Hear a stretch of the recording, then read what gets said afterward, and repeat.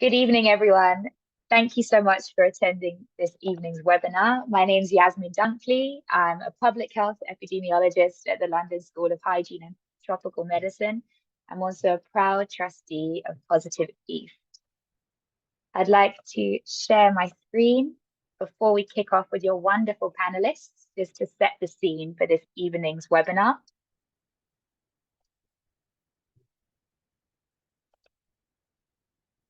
PrEP access for women, let communities lead. So it's my absolute privilege to welcome you this evening. Why focus on communities, you might ask? So to echo the powerful words of Winnie Binyama this last World AIDS Day, communities are not in the way, they light the way to the end of AIDS. Let communities lead.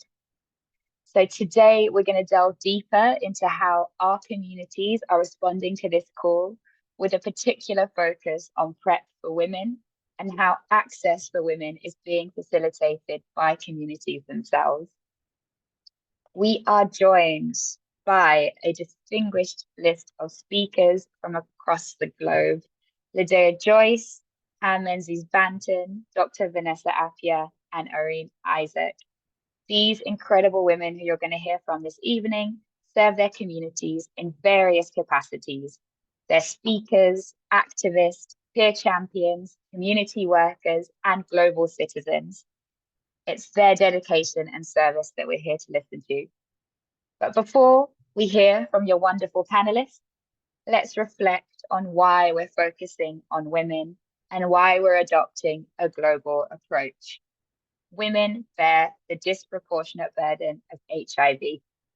20.2 million women and girls live with HIV worldwide, and HIV remains a stark indicator of gender inequity, with transmission often occurring within the context of deep-rooted gender inequality.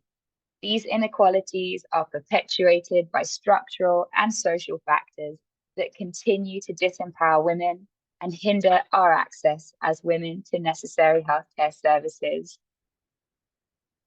However, it's crucial to also recognize that women's needs are as varied and diverse as we are as women, changing throughout our life course, from the need for basic education for our girls, to overcoming barriers to workforce participation, to facing inequalities in elder care and the unique caregiving responsibilities.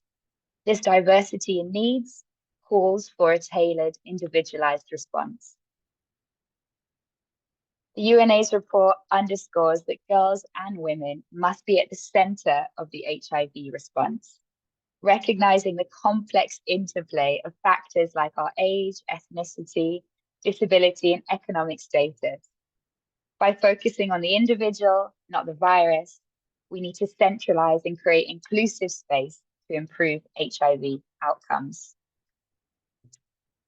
A critical aspect of this response is PrEP, pre-exposure prophylaxis. I don't need to tell this informed audience what pre-exposure prophylaxis is, but it is worth noting that global guidance has changed and evolved significantly to reflect individualized needs. Initially, PrEP was based and recommended on these strict criteria that acted to disempower access for many of the women that we serve. Now, WHO has recognized and offered PrEP to anyone who requests it, even in context of low incidence, truly putting the individual at the heart of HIV prevention. There are many approved PrEP products today, not all of them accessible everywhere, but on the market, currently being used by women. There's daily PrEP pills, long-acting cabotegravir, which is a monthly moving to 2-monthly injection, the dapivirine vaginal ring, which can be replaced monthly. This variety leads to a crucial question: what is it that women want? What we want is to choose, is to have the choice. Despite our common struggles, our needs are as individual as we are. And that highlights really the importance of choice in HIV prevention programming, including with choices in terms of PrEP product. Unfortunately, Despite overwhelming success in terms of PrEP rollout with over 6 million initiations worldwide, choice is often limited to one or two products in certain contexts. And with the Dapivirine vaginal ring, which is the only product specifically designed for those assigned female at birth, you can see that that choice is even more limited. So how do we program for this and tailor our services to meet the diverse and individual needs of women? That's not for me to answer. That's exactly why you have these four distinguished panelists this evening. So we'll be hearing from each of our panelists. We'll have a 10-minute presentations from each, sharing their experiences as activists, advocates, community members, and clinicians in facilitating PrEP access for women. And after, we'll open the floor to a half-hour Q&A session with the panel. I'd like to thank you for your attention and commitment as we learn how to better advocate, innovate, and empower the women that we serve. Now, without further ado, I'd like to introduce our first speaker, which is Pam Menzies-Banton. Pam Menzies-Banton is the coordinator of the Women for Women project, which aims to increase PrEP access amongst women of Black, African, and Caribbean descent. Pam has a background in nursing and substance misuse treatment. And you'll hear now more from Pam about the work of Women for Women here in the UK in East London. Thanks so much. Okay, thank you, Yasmin. Basic.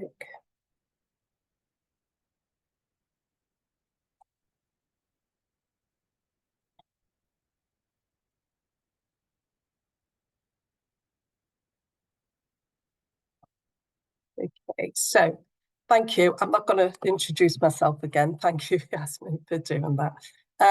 So the Women for Women project has been going since July 2021, and we were just coming out of COVID at that point into a different phase of COVID.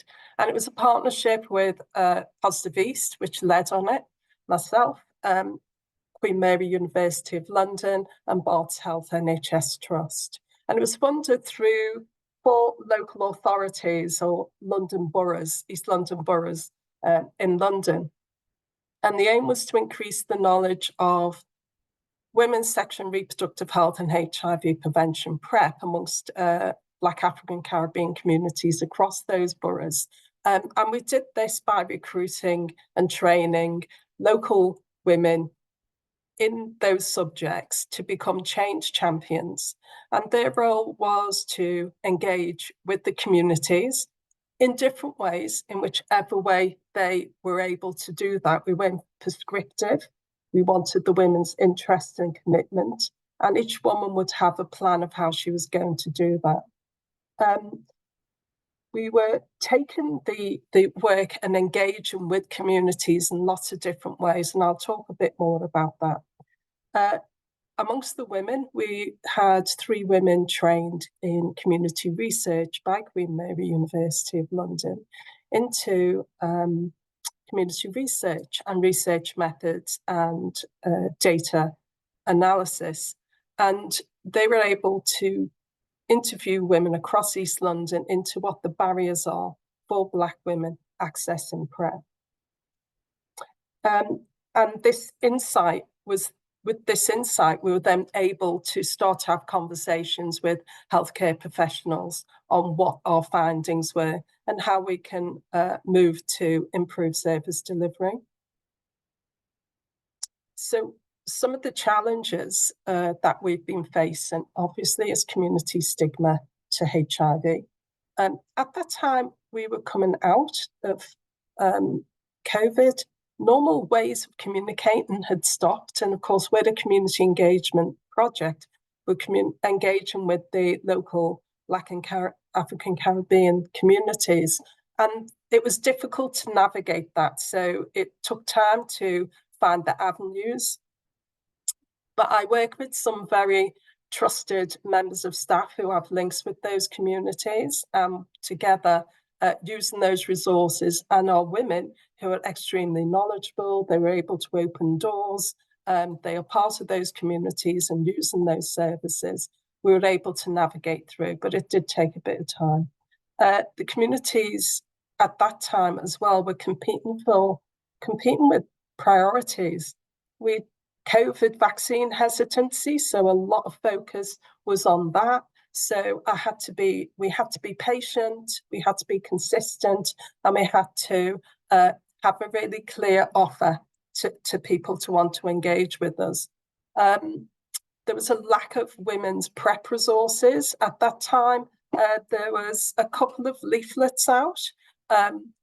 Luckily, later on, we got the wonderful Sophia Forum Women and PrEP leaflet resource, which we use a lot. And there was the film Mama Says that was available. So we started to look at what was out there and seen that there was a gap. We were also asked a lot about what else can we provide. There was a sort of, with the community HIV stigma, there was a lot of, we've had enough of talking about HIV. And people asking for other things like contraception, discussing erectile dysfunction and things like that.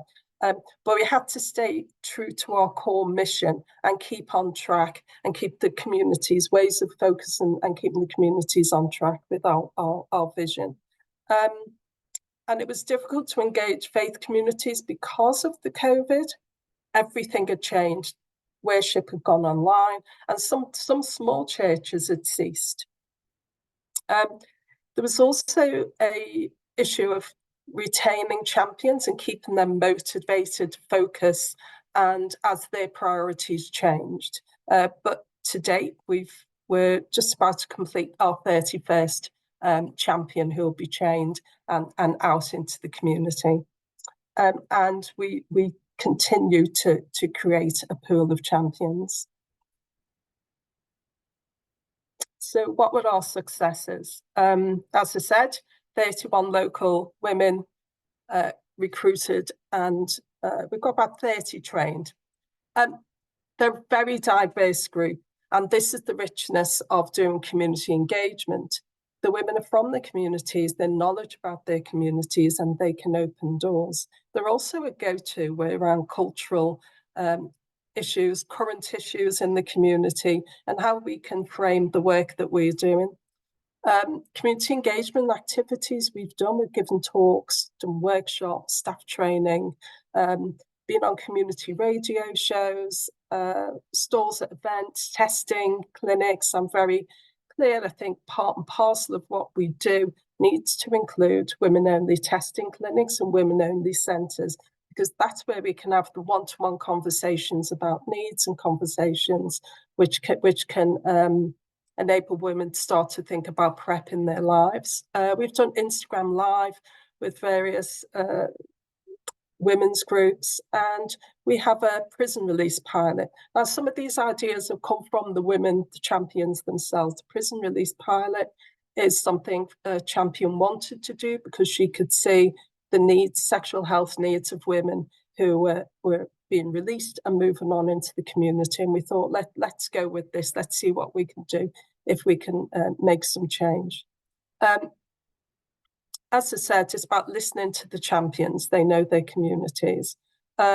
We accredited the training programme with the Continuing Professional Development Body in order to give our women something back. They're given to us. I think it is only right that the programme, that they receive something that they could use for future employment and an investment in them. What's happened over time is the women's services have come to us and have started to ask for training. So we've done a lot of staff training, because I think what the work we've been doing behind the scenes in the community, local services are now saying we want to put women's sexual health on the agenda for our support planning. So that includes things like hostels, shelters, and as I said, prison release. We've completed our community research into the barriers of PrEP, and we've completed a film called PrEP for Women, which we're going to show you, and that was as a result of the gaps. I'm not going to go on too much about this because I know I'm running out of time, but we've also just completed a mystery shopper. So our champions have called 7 sexual health clinics across East London. Each clinic received 2 calls to see how what response they got when they requested PrEP. The film, it was a focus group with our champions, with the animator, and then a smaller group of champions then looked at the script as it came through. So we made sure that the vision, the women's champions' vision was ensured. And these are our champions who did the community research, Diana, Marcia, and Faria. I just wanted to honour them. It's really important. It was their work. And I guess later on, I'll talk a bit more about what we're continuing to do. So recruit. We've taken the barriers that were identified in the research and we've added those to our workshops and the talks that we do. So we've added the solutions in. So for instance, immigration, a lot of concerns about immigration. Do you have to pay for PrEP? Our sexual health clinics free? All of those things, will I be found out by immigration? So we've added those things into our presentations. We advocate for women. We escort women to sexual health clinics if that's what they want. We also coach them in what the criteria is to make sure that those conversations are easy for them. And that's it. And Ian is going to do the film. It's a short film, it's about 2 minutes. So enjoy.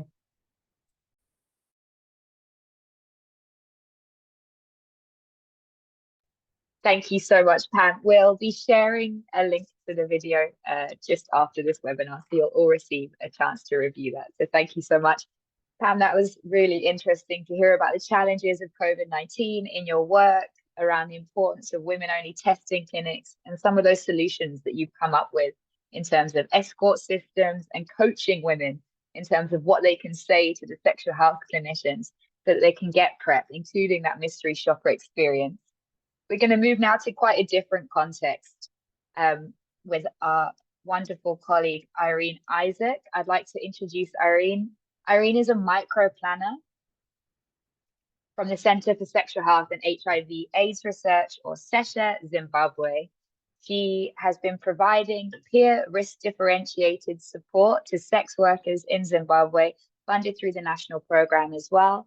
And that includes work around HIV prevention as well as treatment adherence.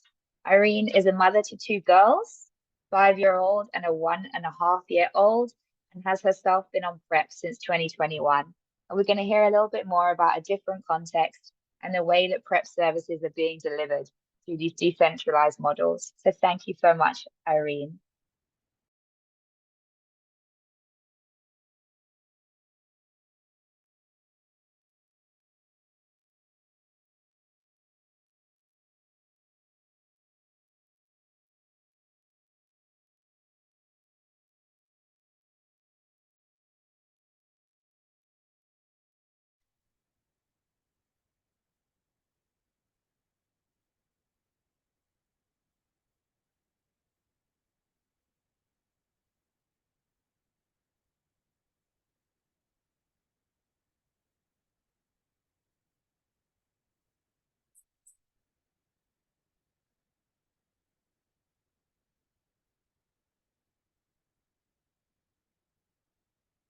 Sorry, Nick, you press back again.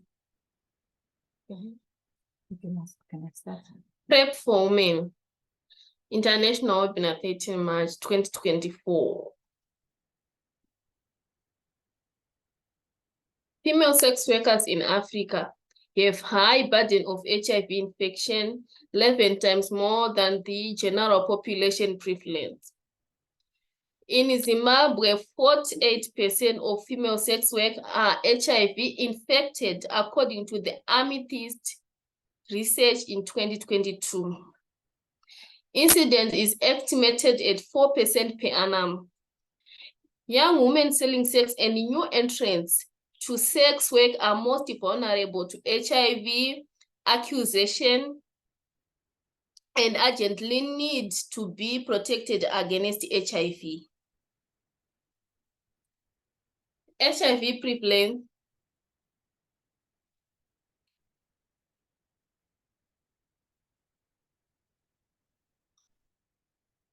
HIV prevalence among young women who sell sex workers rises rapidly with age. 2% at age 16, 27% by age 19, then less 45% by age of 24.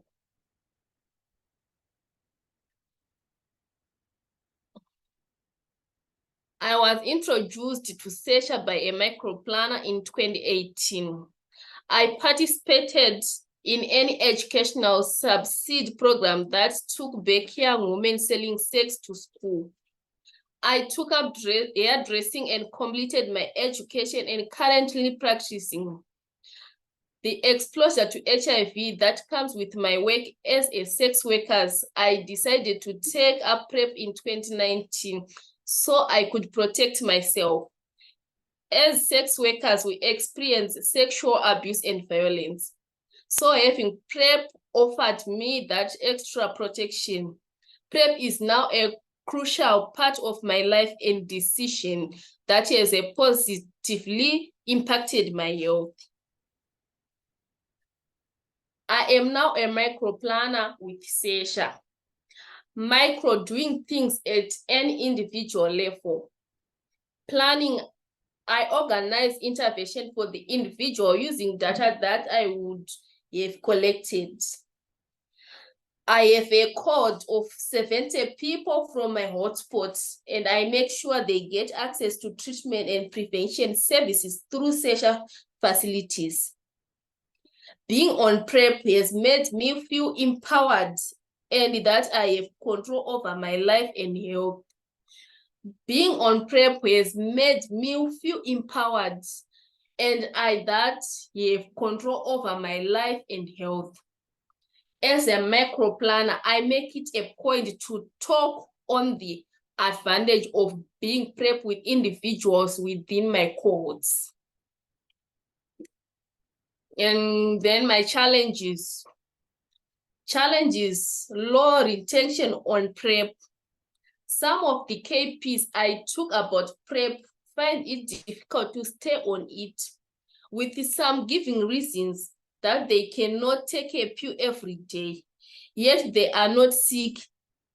Stigma and discrimination. Some of peers look at PrEP as art due to similarities in appearance of the pills. This might chase away potential clients. Engagement of male sexual partners of KPs with HIV prevention initiatives has remained limited in previous years. Then solutions. Intensify sensitization on benefit of PrEP. Screen to find out duration on PrEP so that as a micro planner, I do not keep following up on someone who did not intend to be on PrEP for a long time. Finding alternative packaging PrEP. Packaging different from the only at SESHA is now offering services to our client, helping to also get them on PrEP, have any understanding of what it is. Thank you.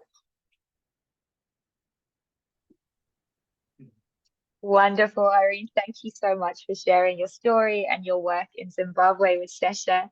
And I think just incredible that you see, you're working as a hairdresser and also seeing over 70 women providing services in your cohort that you described. And I think really interesting as well about that risk differentiated support that you offer. So you go out and you find out how long women intend to be on PrEP so that you can actually really tailor to the individual. So really interesting. And finally, packaging of PrEP so that it looks different to ART. What a key simple, perhaps, intervention that's great to hear from. So thank you so much, Irene. I would now like to invite our next speaker to join us. So I have the privilege of welcoming Lydia Joyce, a speaker, facilitator, author, advocate, and activist to join us as our next panelist. Lydia is a multifaceted force, seamlessly transitioning from impactful nonprofit founder to confident fashionista. Through her influential online presence, Lydia illuminates the shadows of HIV miseducation and stigma within the Black community, with a focus on empowering cisgender Black women. Fearlessly embracing her own HIV diagnosis, she leverages the potency of storytelling and authenticity to embolden women of all backgrounds, transcending status. A dedicated member of Zeta Phi Beta Sorority Incorporated, Lydia's educational foundation spans music industry, business, communications, and marketing. Her essence is a dynamic blend of Memphis faith, Atlanta flair, and Brooklyn fire. So I'd like to introduce Lydia to the floor and to tell us more about her experiences from the US context. Thanks so much, Lydia. Hello, hello, hello, and happy Wednesday. I bring you greetings from Memphis, Tennessee, here in the United States. I am, like she said earlier, I am a woman of, I like to say, a Black woman of influence, thriving with an HIV diagnosis, and have been doing so coming up on 8 years in September. And when I think about Let Women Lead, this is something that unfortunately, the U.S. has been behind when it comes to Let Women Leading in the HIV sector, be it treatment as prevention or as talking about education and awareness. One thing I can say that we are doing, have been doing since United States Conference on HIV and AIDS back in September, is that we have been centering Black women in the initiatives coming into 2024. I'm sitting on a couple of task force where we're actually writing policy and initiatives to take to our local, regional, and national level to start looking at the ways that Black women, particularly in the South, have been marginalized when it comes to treatment, but also when it comes to the uptick of PrEP and PEP in the Southern, particularly in the Southern United States. Backdrop or background about that, over 50% of all the HIV cases are located within the Southern United States, and that's 9 states spanning from Texas to Florida. And when you think about that in context, that's a lot, it's a concentration of a lot of HIV cases. And when we think about where women fall into that, we make up about, I think, between 30 and 40% of all those cases. When you think about Black women, of all the women who are diagnosed, we make up almost 64%, upwards of 70%, depending on where the numbers are, of Black women who are impacted and on the receiving end of an HIV diagnosis. So what we deal with here in the States is very multi-layered, is steeped in stigma and stereotypes and myths. We're trying to actively combat medical biases, because we're talking about particularly PrEP access in the United States as a whole, even more in the South. We are met time and time again with medical biases that do such a great job, in quotations, of being barriers to prescriptions. You'll have medical providers ask you, why are you looking to be on PrEP? You don't need PrEP. Like, our education focus is so heavy on medical providers because they're doing our sisters a disservice. When we think about the uptick of PrEP, I think less than 1% of Black women in the United States are taking PrEP. It's low. And if I'm not, correct me if I'm wrong, but the last time it's like, of all, it's like less than 5, between 1 and 5%. It's not a high intake. When we think about the messaging and the marketing, by trade, I'm a marketer, we do a disservice because a lot of the marketing in the United States is not geared to Black, particularly Black cisgendered women. We don't see ourselves reflected in the ads, the education, the campaigns. And when we talk about PrEP and PEP in our advocacy, my advocacy and our advocacy, when we bring it up, women have no idea what it is. So to see a slide where there's a shot, a ring, and a pill, I wish, United States and all of its greatness has not done its service in making sure women, particularly Black women, know the options. So when we're thinking about what are we doing with the initiative, what our challenges are, we're fighting against biases, stereotypes, stigma, racism, social, HIV is a social justice issue. We're fighting the criminalization of HIV, particularly in the South, because the criminalization of it is so is steeped in every aspect and intersectionality of HIV, from birthing to, not don't even talk about, engaging in survival sex work. It's just a lot. In the state of Tennessee, we still have antiquated laws that we're fighting against with the decriminalization of HIV, where our bodily fluids are considered a deadly weapon, Class E felony up to 5 years, and a $10,000 fine. So when I think about the challenges, we have to hit this from a political standpoint. We are hitting this and we're doing initiatives to hit this from a legislative Congress standpoint to inform. We're having to inform our communities to let them know of the vulnerabilities that you have to be susceptible to an HIV diagnosis. One of the things I can say that is a light is that we are pushing an initiative called I'm HIV possible. And HIV, what it is geared towards Black women to get them to understand that HIV, as we all know, has no respect of person, social, economical status, zip code. It has none of that. But when you see the campaigns that was started by Black Women Health Imperative, a nationwide nonprofit, they implemented this, and you're starting to see women who look like us, who reflect what the demographic of Black women who are most impacted and susceptible. We're starting to see an uptick. ViiV has caught on to the program with the Risk to Reason. So we're having conversations where we are putting women first. It's been a long time coming. I've been diagnosed for 8 years, advocating for 7. When I was diagnosed, I did not see myself reflected in any of the messaging. I didn't see myself in the campaigns. I didn't even see myself in the education, right? So those are some of the challenges. And although they seem to be a lot, we do have a shift in our government, in our initiatives and our chairs, where they are focusing and they are shifting to Black women who are leaned in and tapped in to make sure that we're putting things in place that will impact both those of us who are HIV positive and those who are HIV possible. And so I'm looking at here, it says successes. So that's success. The challenges, it's a lot.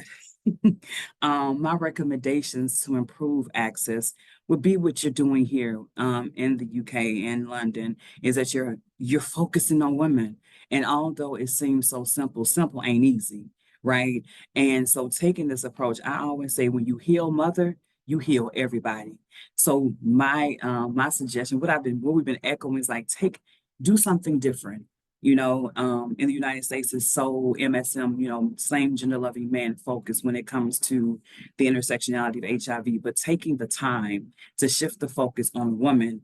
Once you heal mama, everybody else in the house gonna be better, right? So that is my thought process. It says talk about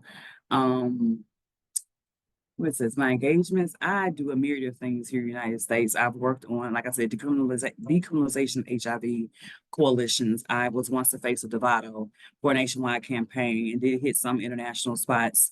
What that did, it allowed me to understand what it's like to be a Black woman thriving with the HIV diagnosis, but also see the gaps where we're missing, because we ain't got it together in the United States. Y'all don't know what we ain't got it together. We ain't got it together. Emphasis on that.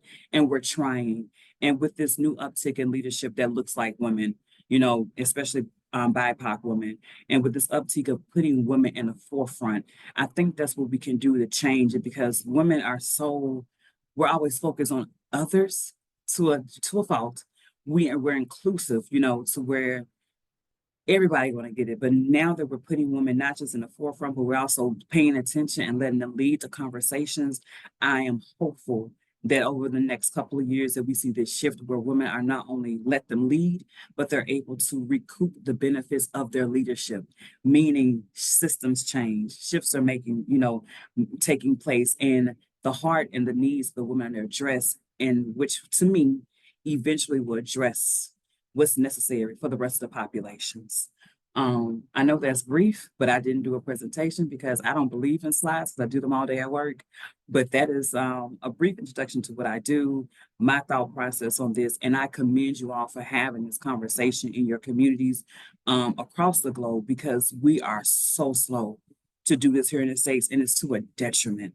So I'm taking bits and pieces from this from y'all. So thank you for allowing me in this space.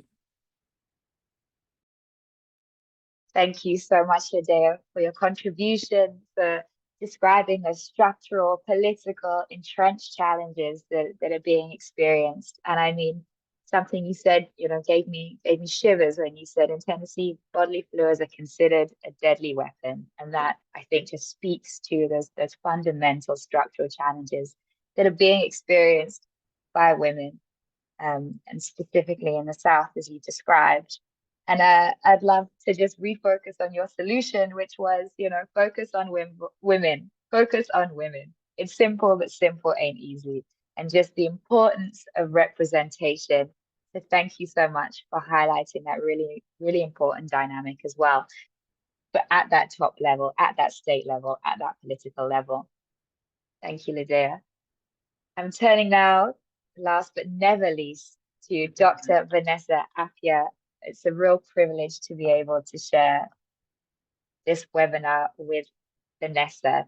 So Vanessa is a consultant physician in sexual health and HIV honorary senior lecturer. I know Vanessa very well. She is, I think, the definition of a clinician activist. She's a highly experienced sexual health and HIV clinician, a good friend to Positive East. Researcher, health advocate, and speaker. She's made reducing health inequities a central focus of not only her clinical work, but her research. Vanessa has a particular research interest in community participatory approaches and the intersection of race, gender, and health.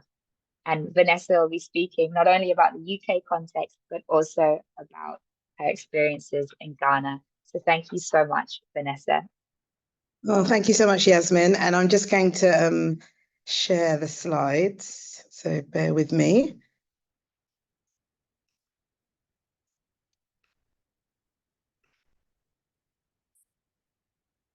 I think perfect. There we are. Okay, so lovely to see and have everyone on today and share the platform with so many great women. And I'm going to be talking from the UK and Ghanaian perspective, as Yasmin said. And for those of you that know me well, you know that this is my life being split within the UK and within Ghana. And wherever you go, just thinking about what we're talking about in terms of ensuring that PrEP gets to all communities, I think, when we think of health equity, I always think of the 4 A's in terms of acknowledging the inequalities. How do we advocate? How do we amplify? And how do we activate? And I think the examples that have been talked about earlier really, really show this. And from the work in both settings, what is clear is that communities have to be right at the center. And then you have the clinicians, and they have a big part, which I'll talk about, in determining outcomes, and academia, and then the policy making and funding bodies. But it's really important that that collaboration of priority setting and implementation really is the focus of all those groups. Just to give a snapshot of Ghana, and I don't think I'll do this justice, but just to know that the prevalence is about 1.8%, and you've got over 350,000 people living with HIV, and predominantly women. And in 2022, we had just over 16,000 new HIV infections. And in terms of those that know about their status, it's about 87%. Just as a simple overview, is that there are PrEP has been aware and been discussed for many years in Ghana, but in terms of the rollout and increased awareness has only been in the, let's say, the last 3 to 5 years. But a lot of work has been done. A lot has been US funded from PEPFAR and USAID. working with non-governmental organizations on the ground. And I just want to highlight those organizations and some of those here that have been pivotal in delivering and raising awareness and demand creation for PrEP within Ghana. So you can see PrEP within Ghana. It's typically focused amongst certain key populations, men who have sex with men, female sex workers, and just broadening to trans people as well. But the wider understanding of PrEP amongst anyone that is having unprotected sex is not there. And so there is still a lot of work on expanding that knowledge. And when we look in the UK specifically, when we had the trials of PrEP implementation, such as the PrEP Impact trial, it was really clear that not enough women and those from other groups outside men who have sex with men knew about PrEP and were taking up PrEP. And so as part of that, we set up, and I co-chaired this with Sophie Strachan from the Sophia Forum, a community advisory group looking at women and others. And this was a subgroup of the community advisory group. And the key focus was trying to ensure PrEP for all. So as the trial was going on, what could be done to drive PrEP uptake? And there were three things I just wanted to highlight. It was about thinking about PrEP literacy, PrEP candidacy to increase PrEP uptake. And that PrEP candidacy is crucial because it's about, do people see themselves as candidates for PrEP? And that was one of the biggest challenges. So people could know about PrEP and we would push that and we would raise that. But then did people see themselves as at risk of HIV, recognizing that HIV knows no color, knows no status, knows no social class? And that was really key in what we wanted to do. And within that, we used a framework of thinking of education, advocacy, and research, and thinking about this framework of COM-B. So capability, opportunity, and motivation to change behavior and encourage uptake. And just highlighting those three areas there, but we used the language to say that we wanted all people, but particularly women and other groups, to really have access to competent, affirming, sex positive, safer sex information that was geared towards their bodies, relationships, and communities as well. So recognizing that women are at the root of themselves, but also the root of communities as well. So, and making sure we created and supported spaces for that. A number of videos were created, and just picking up on Ladea's point about representation. And so if you go onto this website for Women and PrEP, there were a number of community-led and community co-created resources to raise awareness about PrEP that were really, really powerful. And this was one aspect of work that was being done in a wider ecosystem of PrEP activism. And I highlight organizations such as PrEPster, Sophia Forum, Positive East, the African Advocacy Forum, the fact of thinking about different initiatives to raise awareness and promote delivery, and thinking about peer mobilizers, peer champions, and thinking about not just delivering PrEP within sexual health services, but online, community-based organizations, primary care, pharmacy, to really broaden those opportunities for people to know about PrEP and to access it. But as a clinician, and I just want to end here, is that we are, as I said, we are part of a bigger system. But as clinicians, it's really important for us to think about what are the barriers and how can we do better. And one of the papers that came out that was really, hit people to the core, and many clinicians, was that there were major barriers that were highlighted about PrEP within England. And this was a report by all the organizations highlighted there. But one of the key facts that came out was that no local authority in England reported more than 5 women accessing PrEP. Now that is unacceptable. And one of the key features about this, and it really hinges on some of the WHO recommendations, is that a lot of the criteria for PrEP prescriptions were really quite rigid in the early days. And when we think about, it was only for those that were high risk. And, you know, in life, what is high risk? And as we would say, anyone that is having unprotected sex needs to consider PrEP and know about PrEP and think about whether it's relevant in their life. And also that anyone that then knows about PrEP and feels that they want PrEP should never be turned away. But we know that there are certain structural barriers and some clinician determined that mean that certain people will present for PrEP, and we're talking specifically about women here that will attend sexual health services and may not be deemed appropriate for PrEP. And so it is crucial that that mindset amongst clinicians is challenged and changes. And I really urge that when we think about, and I'm speaking from the clinician perspective, is that we are all part of the change. And I've said communities, I've said clinicians, I've said academia and the funding and policymakers. But as clinicians, I feel we have a distinct part in being part of that change, because we can not only acknowledge and amplify, but we can also intentionally advocate. And we can also intentionally respond, because in many settings within England and wider UK, is that we are the gatekeepers, because we are the ones that are prescribing PrEP for free within our sexual health services. So if we can acknowledge and see the people that need it and provide it in a safe, positive, and empowering space, then we can make that change. So when the next report comes out, it is far more than 5 women per local authority.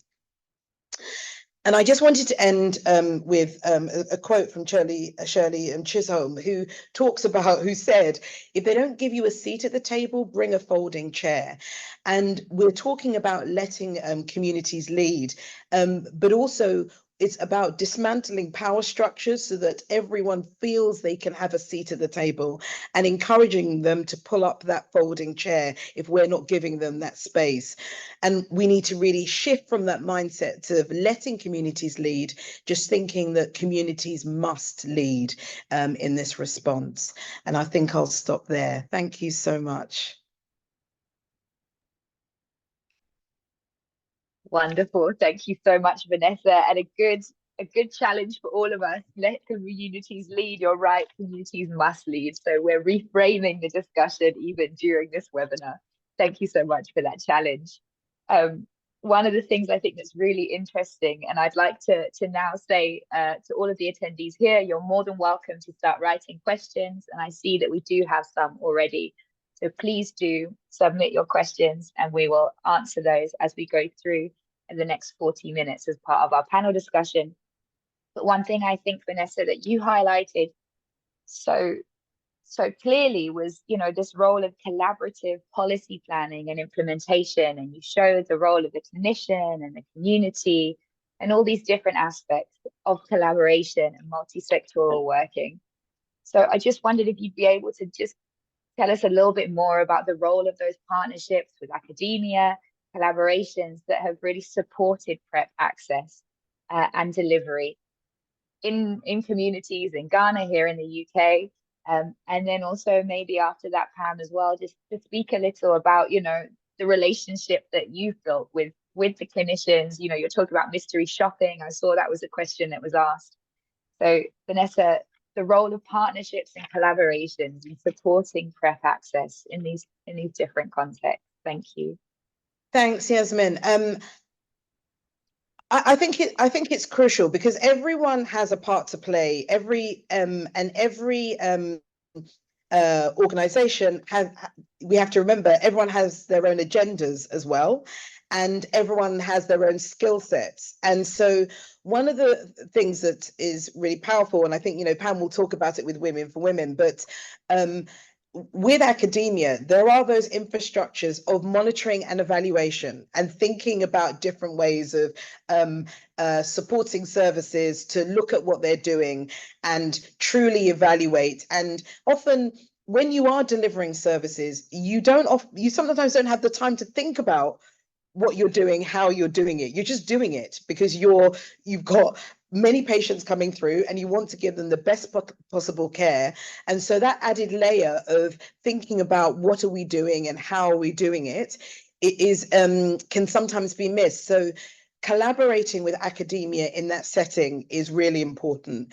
And then also within that, bringing the clinical and the frontline insight and knowledge, bringing that infrastructure of learning and knowledge exchange, I think then provides a really robust package for the policymakers and funding bodies, because then with all the work that the clinicians are doing with the communities, all the work that academia are doing with the communities, they bring that together and then package it in a way that then gives justification for the policymakers to say, right, we need to sustain that funding, we need to maintain that funding, and also give opportunity for innovation as well. But often when you try to do it alone, when you try it as a community organizations to do it all yourself, you can't. You then need to leverage and push the clinicians to change their behavior, get the support of academia to evaluate that, challenge you, make you accountable, and then bring that together with the policymakers. So I think it is that collaborative priority setting and that collaborative implementation that is crucial. Brilliant. Thank you so much, Vanessa. And Pam, I know you work very closely with Vanessa here in East London. So yeah, tell us a little bit more about ways that collaboration, that kind of constructive friend that can be played between different sectors. Well, I think Women for Women was Vanessa's idea. I think yourself and Vanessa saw a gap that was needed. I think one of the ways is inviting me to talk to the teams at the team meetings and keep Women for Women on the agenda and what we're doing and keeping them up to date with what we're doing. And having a named workers, so we do have referral pathways. I'm tester. When I have a woman who has a reactive test, I'm already talking to her about if the confirmation test is negative, PrEP is an alternative. It's something to give you peace of mind. It's something that we start the conversation there. I think one of the issues can be is that the woman isn't able to tell her story as to why she's requesting PrEP. So that's why it's important to advocate and be in the room with them if that's what they want, because obviously, you know, it's their decision. I think it's to listen to the woman's story and be curious and ask questions. One lady was 4 weeks off G and methamphetamine and was highly agoraphobic. And I think for her to really be there in the room, asking for PrEP was amazing. But I don't think the clinicians listened to her story. And she was told the PrEP wasn't for women because we don't give it to women, very low risk. So that was what was really important, to be in the room with her, to give her the courage to repeat her story, and for me to get permission from her to intervene. And I think there was a lot of learning that for all of us in the room there. I think also one size does not fit all. Having one pathway for PrEP, which was designed for gay men and men who have sex with men, often doesn't work for what women need. They're mothers, they're working, they're carers, you know, they've got to pick the kids up. You know, they've also got the entrepreneurial things that they're doing outside. They are, you know, a lot of our community are also attending worship and women's groups and things like that. I think we give another layer of burden on women to access PrEP as well. So I'd like to see that pathway looked at and reduced and have it more fast track, because basically they're not going back for their second and third appointments. That's what's happening. They're not doing it because they just don't have the capacity to do it. If we're offering women this medication, which can be peace of mind and enable them to be their best sexy self, and then they're turned away by the clinicians or put off by the clinicians and not listened to by the clinicians, I feel bad because I'm trying to sell it, you know? So yeah, I hope that's answered your question. Thank you so much, Pamela. And I'd like to pick up, I think, on a little bit of the nuance there around, you know, you're talking about these multi-sectoral approaches, community, you know, but what about in cases when women can't tell their story?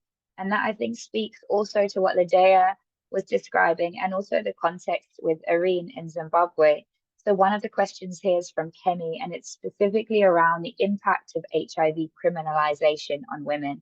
And how have you seen that and navigated that, Ladea, in your work with women, you know, not only just in terms of PrEP access, but generally in the US?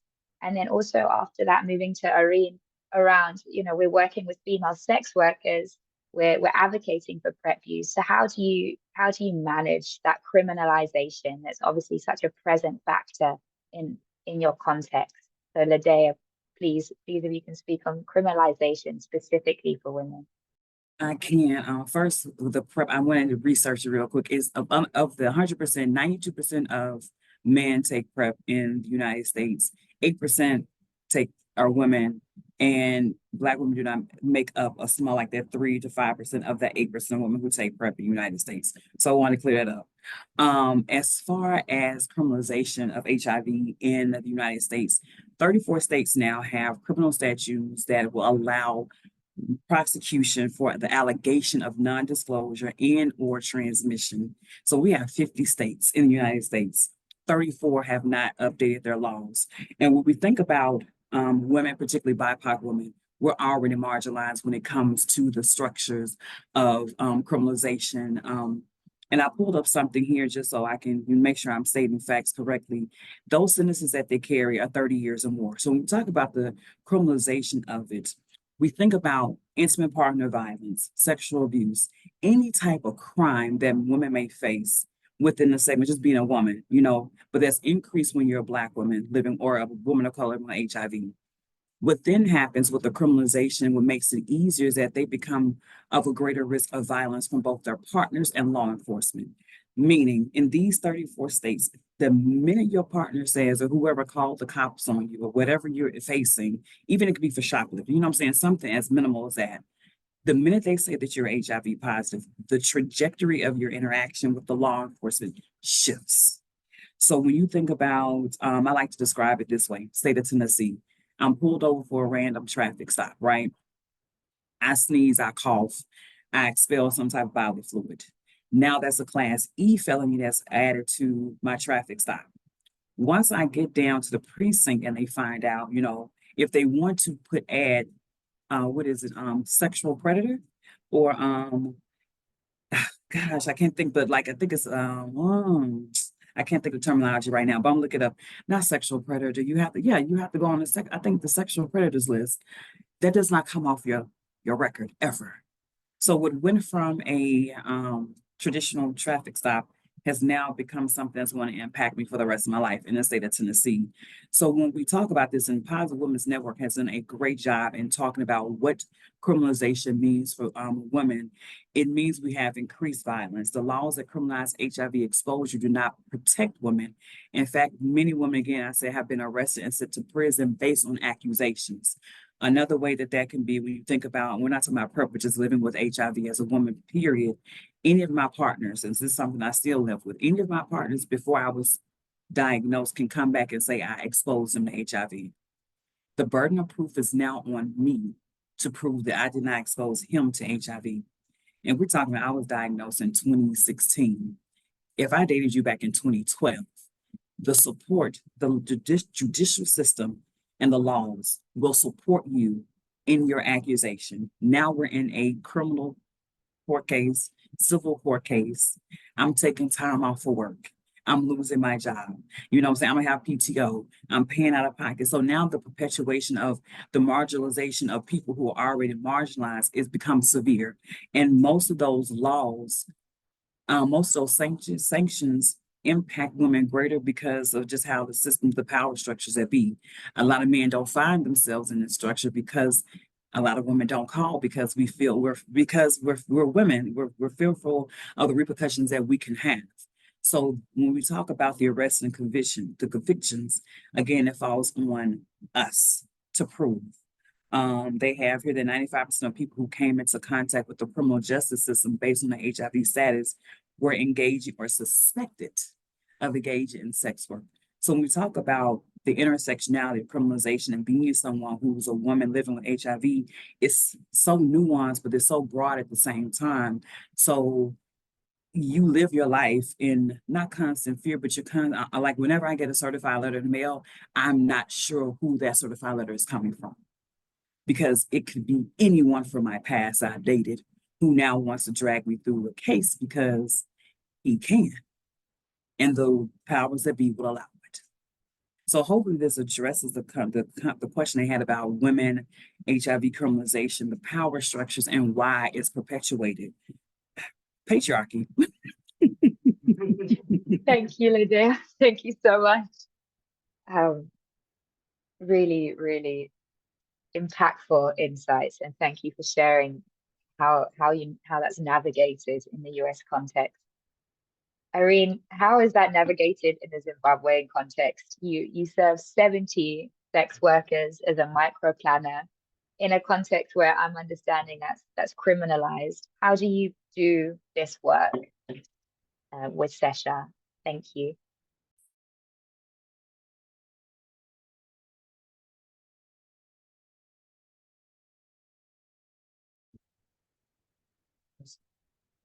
Okay, criminalization in Zimbabwe, sex work is legal.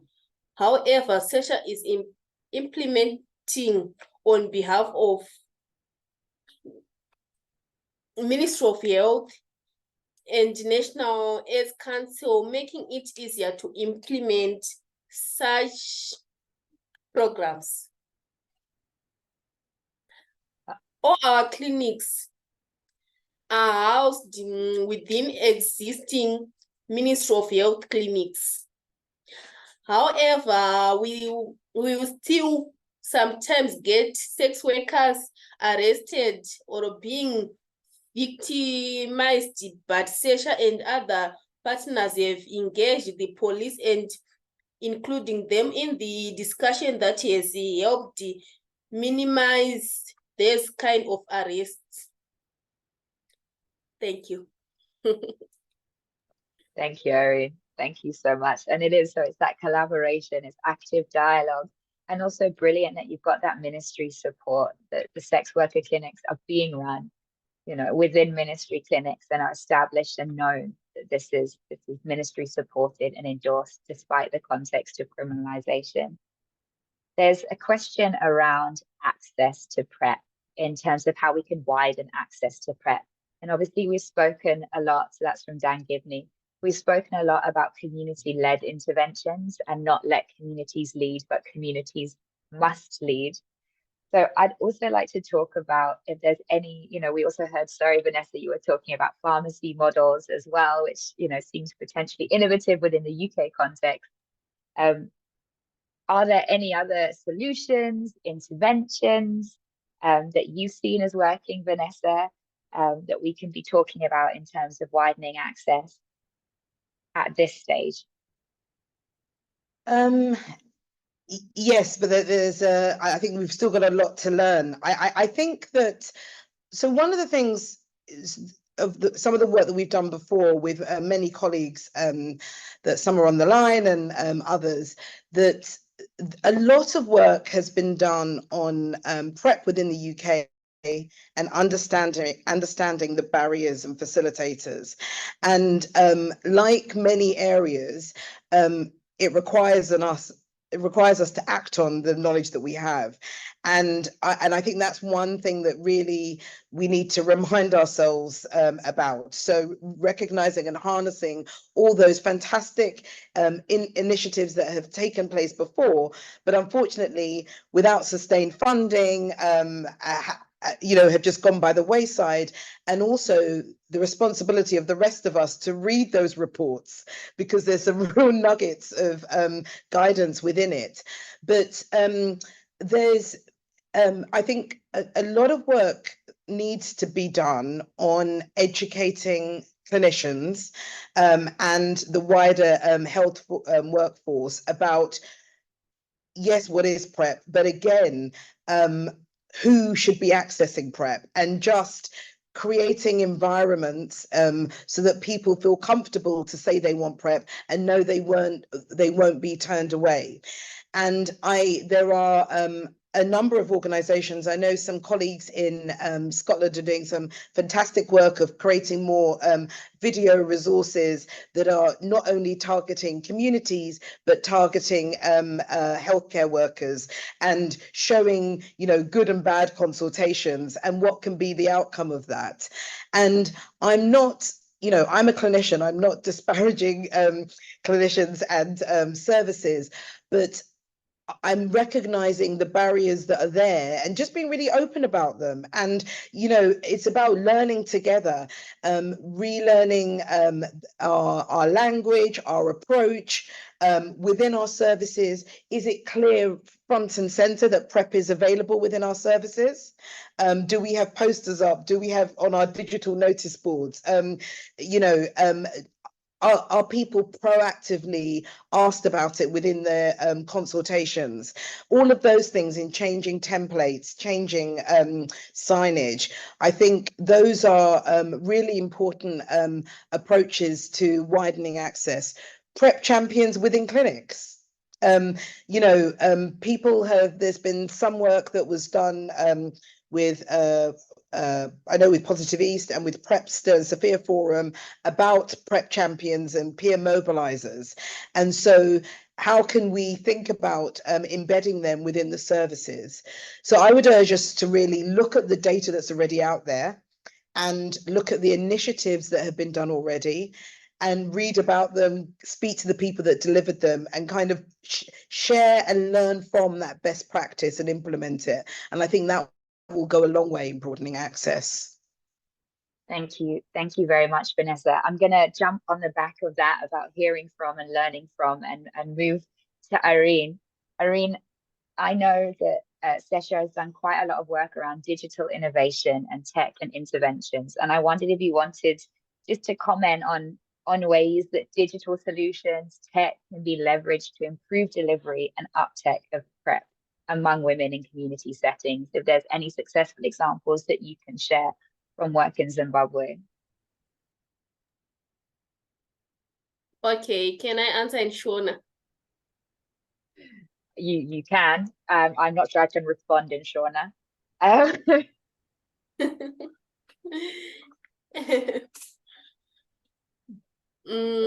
think sorry, carry on. Yes, I'm here. I can help translate when she's done. Fabulous. Thank you very much, Tariro. Okay. I think pakaita text message anoita remind daily achitaura zvePrEP zvekuti munhu anenge ajaira kuti everyday pane message inotoita sei inotopinda pafoni nekuda kwokuti vamwe vanenge vasina mawhatsapp phone, and then mawhatsapp groups nekuadvertisa paradio nepatv and tumacartoon tunenge tuchiita like advertising yePrEP, and then remind kubva kune shamwari yerwendo inenge ichikureminder, and then adherence uchifonerwawo like zvakaitwa paCovid kuti waifonerwa uchiyeuchidzwa kana kutoigirwa PrEP yako kuti uite sei unge uchimwa. Asi I think wakaita zveshamwari yerwendo zviri easy nekuti unenge uchiremindwa pafoni. Thank you. Okay, so I'll try and translate what she just said.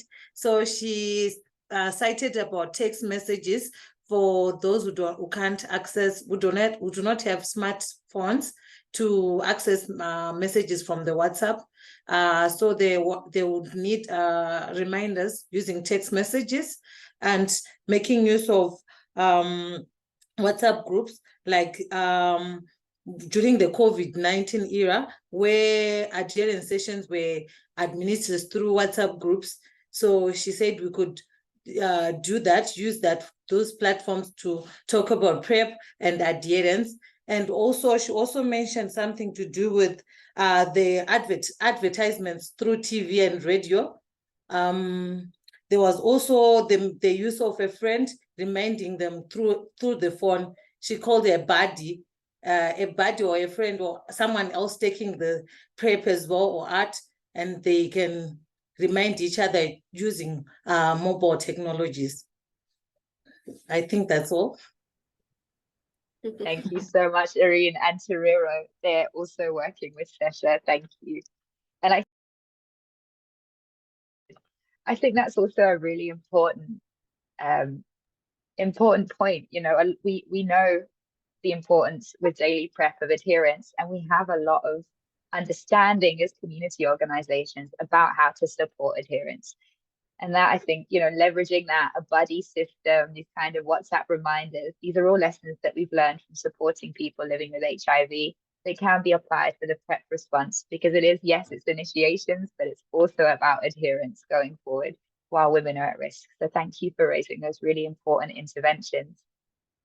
Nadea, I'm going to move to you. We had a really brilliant comment in the Q&As from Maxi around, you know, some of the challenges experienced in the US context. I don't want to keep focusing on challenges experienced in the US context, but I think I'd like to kind of invite your comment on your reflections on hearing here, you know, from our partners in Zimbabwe, work done in Ghana and the UK. How does that compare? What lessons can we learn in the spirit of global solidarity from these kind of UK efforts, from these Zimbabwean efforts? Any takeaways hearing about the work that's being done in these other contexts?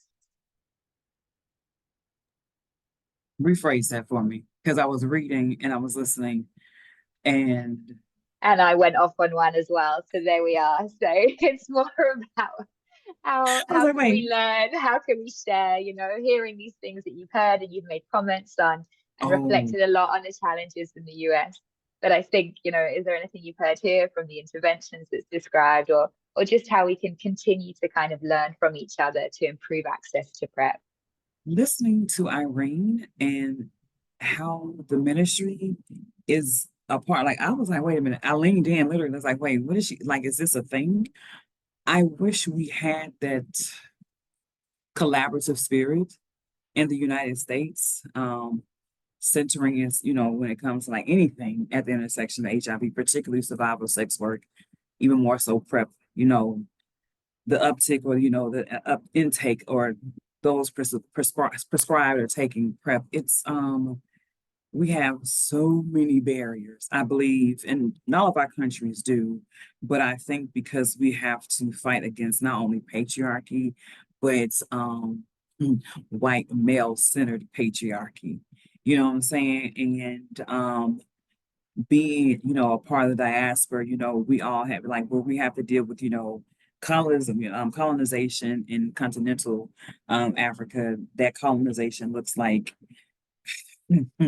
social injustice and social inequalities in the United States. And because when I hear certain things, they're like, I just did, you know, a presentation of Fast Track Cities where, you know, they talked about how it's now opt-in, you know, when it comes to HIV testing and stuff like that. Where in the States, where it's opt-out, where it's automatically done. Here in the States, we could never, right? It's very state to state. So it's just, when you hear how the barriers are kind of flattened across the globe, it makes me extremely reflective.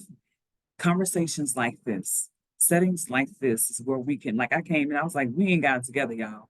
You know, we are soon seen as a superpower, but the more I travel, the more I do this work globally, I realize we need to sit down, take a back seat and shut up and take notes. You know what I'm saying? Because it's some things that are like, again, simple and easy, but when I hear certain stories and when you're in certain conversations or spaces with people across the globe, I go away and be like, why can't we do this here, across the globe, irrespective of where you are in the map of the United States, because we know there are attitude shifts when we move from the South to the North, to the West Coast, to the East Coast. Why can't it just be across the board? And it's refreshing. I know we also have our work to do, but it's refreshing to come into places like this and be like, see, they get it. You know what I'm saying? Let me take that back to see what we can do to kind of mimic that if we can. But I think conversations like this globally are what is needed to get us to zero across the board in our lifetime when it comes to ending this epidemic. So that's my 2 cents. Like I'm, not blown away, but she was like, United States, come on. Like, what we gotta do? Can y'all stop trying to get us to come over there? Y'all come over here and speak life and give us some innovative ideas so we can really tackle this epidemic in this country, right? So yeah, that's my takeaway or my 2 cents to add to that. Thank you, Lydia. And I promise we didn't prompt her to say that in terms of the reflections about the US. No, really thank you for contextualizing that comparison and articulating so well what this means to be able to share on a global platform and to hear from each other. I think Vanessa raised a very important and interesting comment about funding, which I think is something that is always the elephant in the room, especially when we're talking about community programs and community delivery models. So this is for you or Pam to respond to, but what are the kind of critical factors that ensure the long-term success and scalability of community-based PrEP programs? We talk about program level funding. How can we adapt our programs to changing funding environments, make sure these are scalable, make sure these are sustainable, make sure these go beyond small project funding, but continue to serve the needs of women that we've identified. So I don't know who I'm putting on the spot. I think it's Vanessa first, and then Pam, if you'd like to jump in there as well. I was going to hand over to you first. I think that because there's a question in the chat and it was about why isn't the women funding for all women and Latin American, and I completely agree, and one of the things is that this program was started for need, and recognizing the need, but also when you really frank, when you do go for funding, you generally have to go for a specific call and you have a specific group and be quite clear about who you want to target and why. And I think that it was definitely appropriate for what we were doing, but I really believe that we should be expanding it and should be expanding it to all women across East London. We've seen it successful, and then there should be an opportunity to expand it. And I'll let Pam talk about that a bit more. So I think that there's not enough flexibility in the funding systems for so many of these initiatives. So a lot of the initiatives are given a small pot of money, but then the discussion about sustainability and follow-on isn't embedded in the early conversations and the early funding rounds. And I think that needs to change. I think I'm a big believer in that. Actually, in all funding proposals in all academia, you must insist that there's enough money for community participation. And in the same way, I think that when you are doing models such as these, that I'd urge funders to think about the initial pot of money that's required, but then not only asking the question, because often what funders do will say, how is this gonna be sustainable? And actually the elephant in the room is they'll be coming back to you for more money.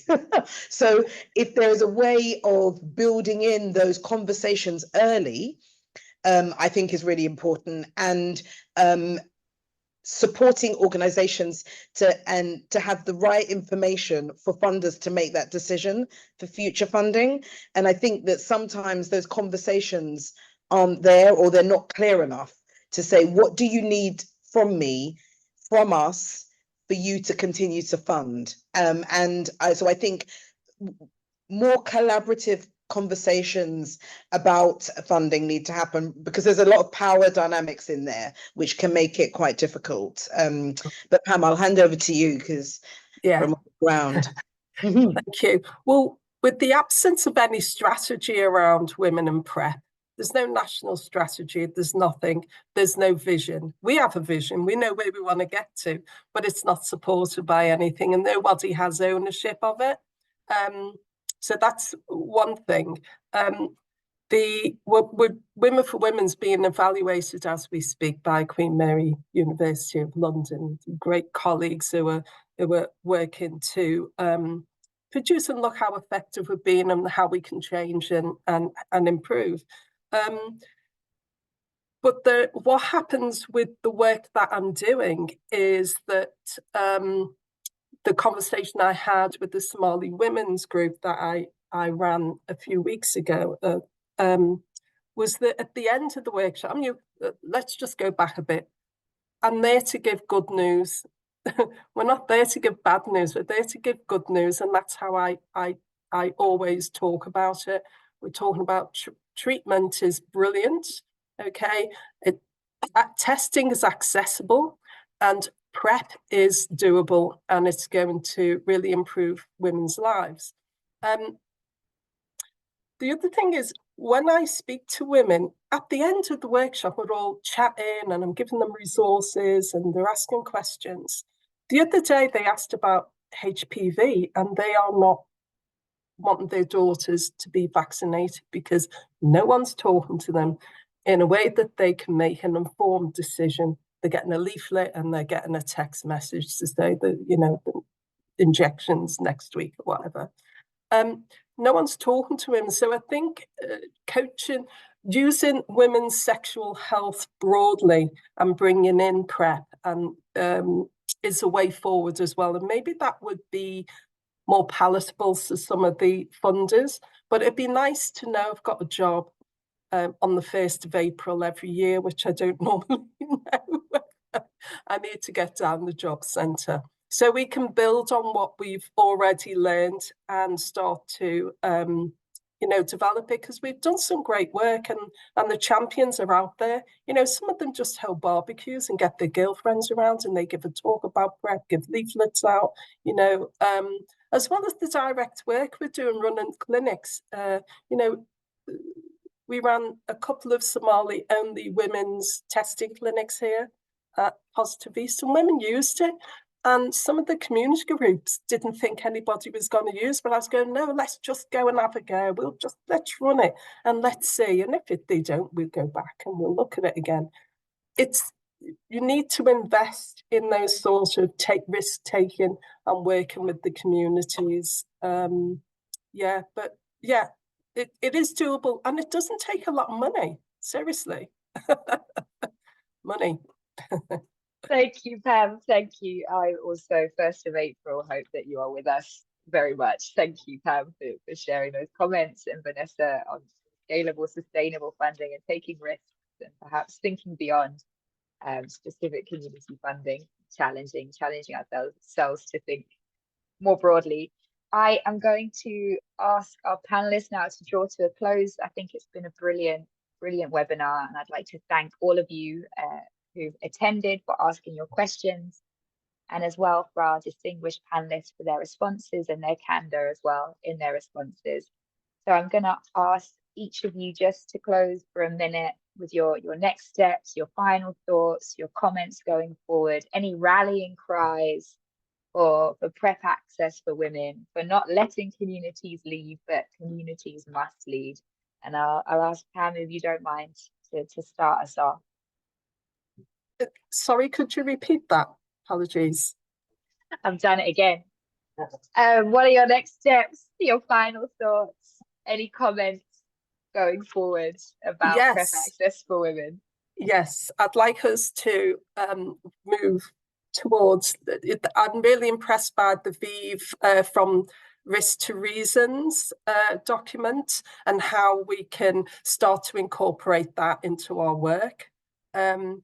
Also, praying that in September NICE agree the injectable treatment and that we get more options. You know, pill burden is an issue. And as we saw from what Irene said about women sustaining, taking the optimal dosing, it can be an issue. But if there were more options out there, I can see that those would be taken up, like injectable treatment of HIV, as people are scrambling for it, you know? It's a good thing, but we need more options and be more flexible. Thank you very much, Pam. Irene, any final thoughts or comments that you'd like to share for us?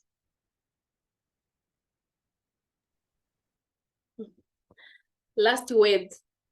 PrEP is empowered tools for women and for the sex work community. And we cannot wait to have choices like in South Africa, get the ring. Kabla, thank you for this opportunity. Thank you very much, Irene. More choice, more choice. Yes, wonderful. Ladea, any final thoughts, please? My final thoughts, let women lead. I know it's, again, simple and easy, but when you bring people in the room, let them lead the conversations. If you're a clinician, if you're not someone who is in the impacted community or vulnerable community, take a step back. That's what leadership looks like. You bring people in the room and then you step up by stepping back. So, like we like to say here, nothing about us without us for us, nothing about Black women or women taking PrEP without women who can take PrEP. It's for women who can take PrEP. So make sure that you're being intentional with including the populations that you're trying to reach in the conversations and from like the thought process creation through the execution and implementation. Because we like to come on the back end and say, hey, what do you think? Why weren't they included when you started to create these initiatives, these programs, these planning, and get the feedback in real time, and don't tokenize them when they do give their time and their intellectual property to help create the initiatives that are needed and important in these communities. Thank you so much, Ladea, and bring a folding chair. I would want to quote that again from Vanessa's presentation earlier. Please, your final thoughts, Vanessa. No, I just think that we're all part of the change, and with, you know, when we're saying that let communities lead, communities must lead, people need to be responsive to being led. And so they need to be told and then respond and change. And so if the reports say as clinicians we need to do better, let's do better.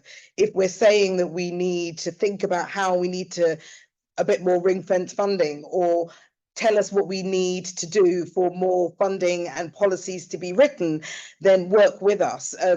Academics, if we're going to work together to you know, develop research protocols to explore PrEP, work with us to design the protocols that it's inclusive and communities at the heart of it. But we're only going to be able to change if we're all part of the equation. That's what I'd say. Brilliant. And I think with those final words, we'll bring this webinar to a close. We will be sharing the slides. I know that's a question, and we'll also be sharing the brilliant film from Women for Women. And I'd just like to thank our distinguished panelists for your insights and your guidance today, and also for our attendees. Apologies, we didn't get to all of the questions, but we are online, we are available, we're doing this work, we're here on the forefront, so please do reach out. And everyone have a wonderful evening. Thank you so much.